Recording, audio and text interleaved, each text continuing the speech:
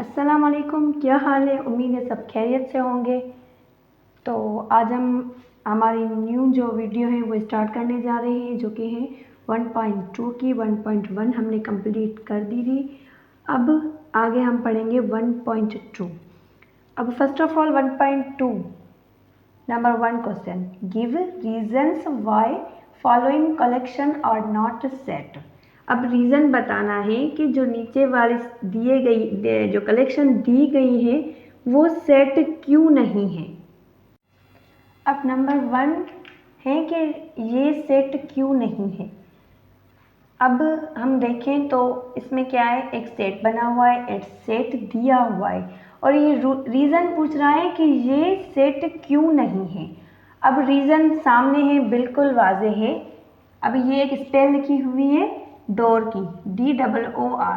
अब इसमें क्या डबल ओ रिपीट हो रहा है, ओ जो है वो रिपीट हो रहा है, इसी वजह से ये सेट नहीं होगा। क्योंकि सेट की डेफिनेशन को अगर हम देखें तो सेट की डेफिनेशन जो है वो है a collection of well defined and distinct object.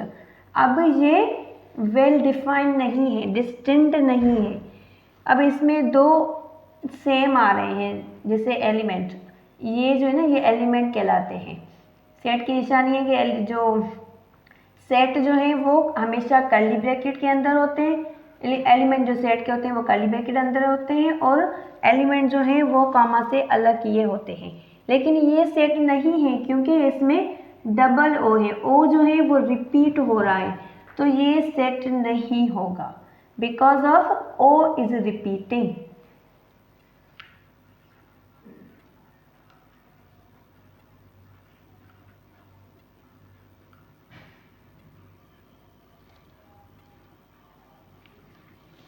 अब नेक्स्ट नंबर 2।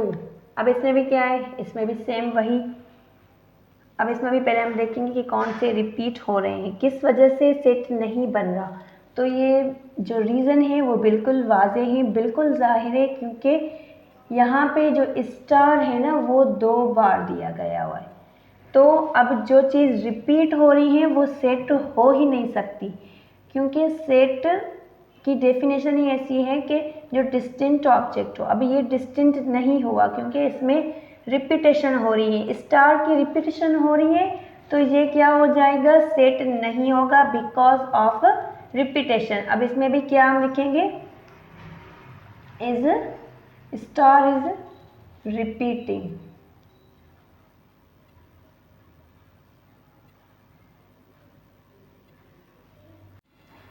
अब नंबर 3, अब इसमें भी क्या है, रीज़न पूछ रहा है कि ये भी सेट क्यों नहीं है, और इसमें भी सेम इसी तरह क्या है, रिपीटेशन हो रही है। किसकी हो रही है, एलिमेंट की, ए एलिमेंट की। यहाँ भी ए आ रहा है और यहाँ भी ए आ रहा है, तो ये भी सेट नहीं होगा बिकॉज ए इज़ रिपीटिंग। जहाँ भी जो भी एलिमेंट रिपीट होगा या कॉमा से अलग या नहीं होगा या उसमें कर्ली ब्रैकेट नहीं होगी तो वो सेट नहीं कहलाएगा।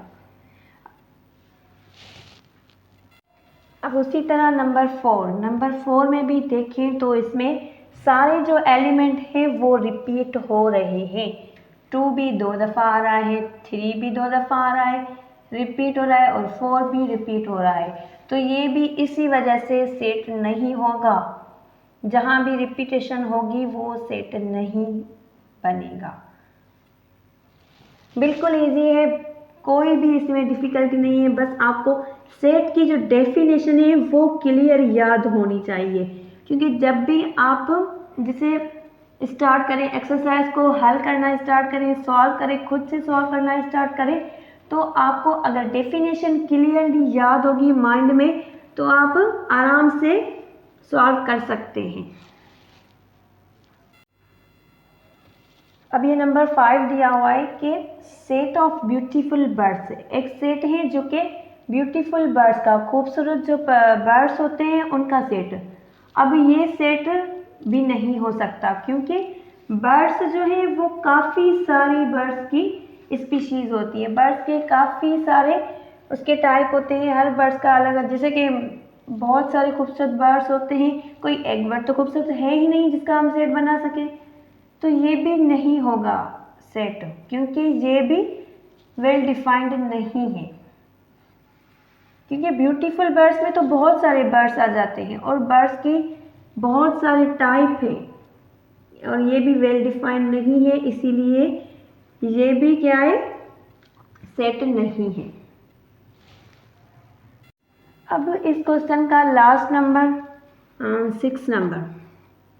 अब इस क्वेश्चन का लास्ट नंबर जो है वो है सेट ऑफ गुड प्लेयर। अब सेट ऑफ गुड प्लेयर, जो अच्छे प्लेयर्स हैं उनका सेट बनाए। अब अच्छे प्लेयर से क्या मुराद है? अच्छे प्लेयर्स तो बहुत सारे, पूरी दुनिया में बहुत सारे अच्छे प्लेयर्स हैं, तो ये भी सेट नहीं बन सकता क्योंकि ये भी डिस्टिंक्ट नहीं है, वेल डिफाइंड नहीं है, तो ये भी सेट की डेफिनेशन पे पूरा नहीं उतर रहा, तो ये भी सेट नहीं होगा। अच्छा, तो ये अब हमारा नेक्स्ट क्वेश्चन है number 2, which of the following are finite और इनफाइनिट सेट्स।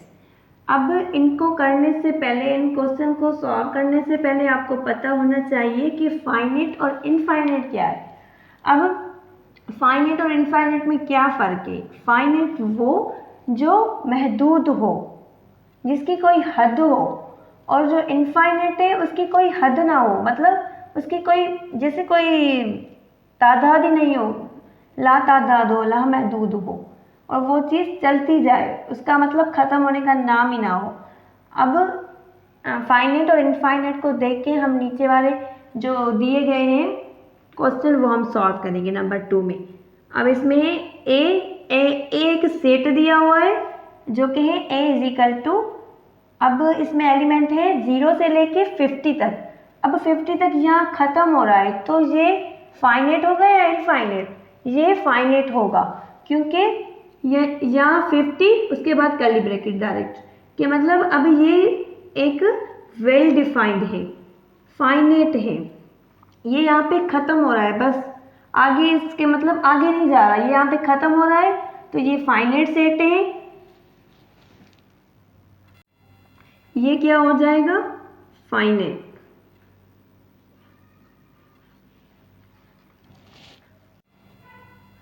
अब नंबर 2, बी एक सेट दिया हुआ है जिसके एलिमेंट हैं 100, 200, 300, 400 और ये चलता जा रहा है, आगे डॉट डॉट दी हुई है कि मतलब आगे भी ये जारी है, यहाँ पे ख़त्म नहीं हो रहा, आगे भी ये सेट चल रहा है, तो ये इनफाइनाइट हो जाएगा, क्योंकि ये यहाँ पे ख़त्म नहीं हो रहा। फाइनाइट वो होता है जो एक वेल डिफाइंड हो, बस वहाँ पे ख़त्म हो रहा हो, उसकी एक प्रॉपर एक मतलब एक उसकी हदूद हो, यहाँ पे इसकी कोई हदूद नहीं है, ये चलता जा रहा है, अब पता नहीं ये कहाँ तक जाएगा, तो ये इनफाइनाइट है। अब number 3, set of hair on the body of goat. अब बकरी की बॉडी पे जितने भी हेयर हैं उनका सेट। अब बाल तो हम गिन ही नहीं सकते, काउंट नहीं कर सकते, तो ये भी इनफाइनाइट ही होगा, क्योंकि फाइनाइट वो जिससे हम काउंट कर सके और इनफाइनाइट वो जो हमारी काउंट, जिसे हमारी काउंट करने से बाहर हो, वो चीज़ काउंटलेस हो, वो काउंट ना हो सके। तो गोट की जो बॉडी है उस पर जो हेयर होते हैं वो तो इनफाइनाइट ही होगी, क्योंकि हम बाल जो गोट की बॉडी पे बाल होते हैं वो काउंट नहीं कर सकते, और ये भी क्या हो जाएगा? इनफाइनाइट। इसी तरह मेरी पूरी कोशिश होगी कि हर एक्सरसाइज का हर क्वेश्चन कराऊं, और हर क्वेश्चन के जो अंदर आते हैं, किसी में 5, किसी में 6, तो किसी में 9 के, किसी में 10 क्वेश्चन होते हैं, वो सारे कराऊं। अब number 4, set of legs of a cat. जो बिल्ली है उसकी टांगों का सेट बन सकता है, बिल्ली की टांगों का सेट। अब क्वेश्चन बस यही है, तो अभी ये हमारे कॉमन सेंस की बात है कि हम बिल्लियां देखते हैं, बिल्लियों की जो टांगें हैं वो काउंट करने जितनी हैं उसे हम काउंट कर सकते हैं, तो ये फाइनाइट हो जाएगा, ये सेट फाइनाइट है। Number 5, set of stars in the sky. आसमान में जितने तारे हैं उनका सेट, तो ये भी इम्पॉसिबल है, ये काउंट नहीं हो सकते। तो इसका भी आंसर क्या होगा? इनफाइनाइट, क्योंकि हम सितारों को काउंट नहीं कर सकते। Number 6, set of lines passing through a point.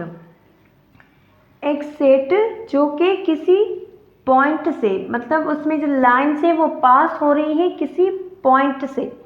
अब ये एक जैसे वेल डिफाइंड नहीं है, हमें नहीं पता चल रहा कि कौन सा पॉइंट है, किस जगह का पॉइंट है जहाँ से लाइंस पास हो रही है, तो ये इनफाइनाइट ही होगा, क्योंकि हमें सही से नहीं बताया गया कि किस, जैसे अब एक सर्कल है, अगर हम समझने के लिए कि एक सर्कल है, वहाँ से लाइन पास हो रही है, तो वो एक सर्कल के अंदर की ही बात कर रहा है ना। तो यहाँ पे क्या हो रहा है, यहाँ पे बस एक पॉइंट से लाइन पास हो रही है, तो ये क्या होगा? इनफाइनाइट होगा। अब हमें कुछ भी पता नहीं कितनी लाइन से कहाँ से पास हो रही है, बस ये बताया गया है कि एक पॉइंट से पास हो रही है, तो ये भी इनफाइनाइट होगा। अब number 7, set of natural numbers greater than 20 से बड़े नंबर, नेचुरल नंबर का सेट। अब 20 से बड़े पे 21, 22 पता नहीं कहाँ तक पहुँचे, 100,000, लाख, मिलियन, पता नहीं कहाँ तक पहुँचते हैं ये नेचुरल नंबर, तो ये भी इनफाइनाइट होगा, ये भी वेल डिफाइंड नहीं है। अब नेक्स्ट है set of all the cities of Pakistan. एक सेट जो कि पाकिस्तान के शहरों का नाम हो। अब ये सेट होगा या नहीं? तो ये सेट होगा, क्योंकि इसमें एग्जैक्ट डिफाइन किया हुआ है, वेल डिफाइन किया हुआ है कि पाकिस्तान के सिटीज़ का नाम, मतलब डिफाइन करके बताया गया है कि पाकिस्तान के अंदर जो सिटीज़ हैं उनके नाम ये वेल डिफाइंड हैं, तो ये सेट भी होगा। और ये कौन सा सेट होगा? फाइनाइट सेट होगा। अब next, set of all the schools in Sindh. अब ये भी क्या है? वेल डिफाइंड है और ये फाइनाइट है, क्योंकि इसमें काउंट कर सकते हैं, क्योंकि ये सिर्फ सिंध की बात कर रहा है, सिंध की बात कर रहा है, किसी खास हिस्से की बात कर रहा है। वेल डिफाइंड है, वाज़ेह तौर बताया जा रहा है कि सिंध में जो भी स्कूल से उनका सेट, तो ये फाइनाइट होगा। अब क्वेश्चन नंबर 2 का लास्ट नंबर है set of all even numbers. सारे जो इवेंट्स नंबर हैं उनका सेट, तो ये भी क्या होगा? इनफाइनाइट होगा। ये सही से बयान नहीं किया गया, ये इनफाइनाइट होगा जो कि काउंटलेस है, जिसे हम काउंट ही नहीं कर सकते, लातादाद है, क्योंकि इवन नंबर, अब ये 2 इवन नंबर है, 4 भी इवन नंबर है, 6, 8, अगर हम इसके साथ ऐसे लिखें 24 करें तो ये भी इवन हो जाएगा, 2, 4, 8, 6 करें तो ये भी इवन नंबर हो जाएगा।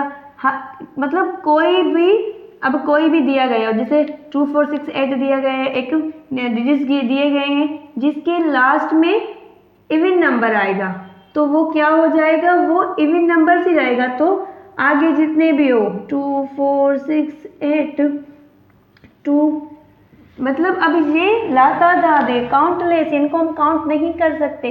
जितने नंबर बढ़ाते जाएंगे इवन नंबर्स बढ़ते जाएंगे, इन्हें हम काउंट नहीं कर सकते। तो आज का वीडियो बस यहीं तक। उम्मीद है आप सबको समझ आ गया होगा। इंशाल्लाह आगे का पार्ट नेक्स्ट वीडियो में कोशिश करूँगी जल्दी से जल्दी अपलोड करूँ, आप सबकी हेल्प हो। थैंक यू, अल्लाह हाफिज़, दुआ में याद रखिएगा।